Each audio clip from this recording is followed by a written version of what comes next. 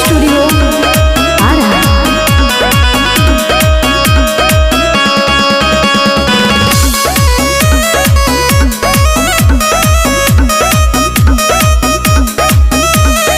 अपना के बुझताड़त बाहुबल पुलिस दरोगा थाना कहियो धले।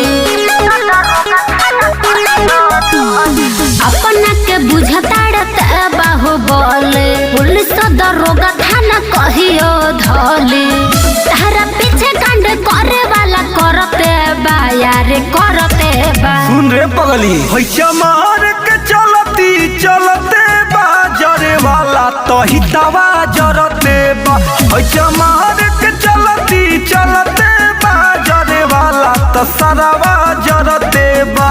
जरे वाला तो सरवा जरते बा जरते बा।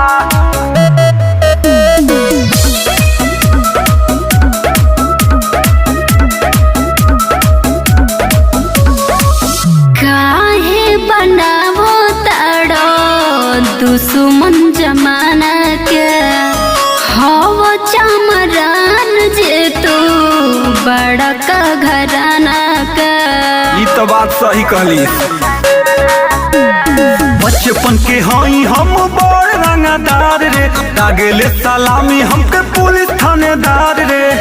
तो हरी है आदत सबके गड़त बा। हाँ गड़त गाड़े दे हैचा मार के चलती चलते बा जरे वाला तो ही दवा जरते बा।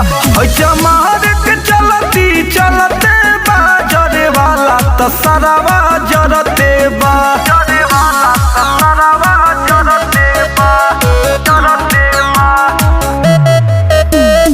Music by Asif Parveen. राजन ऋतु का है बुझलो न बतिया तोहरे विरोधी कहियो कति घतिया। गर्दन काट देंगे बेटा चमार वंश के वंश जाए। झूठी ही कमान के बटे औकात रे आशी कर बिंद बड़े हमारे नु साथ रे।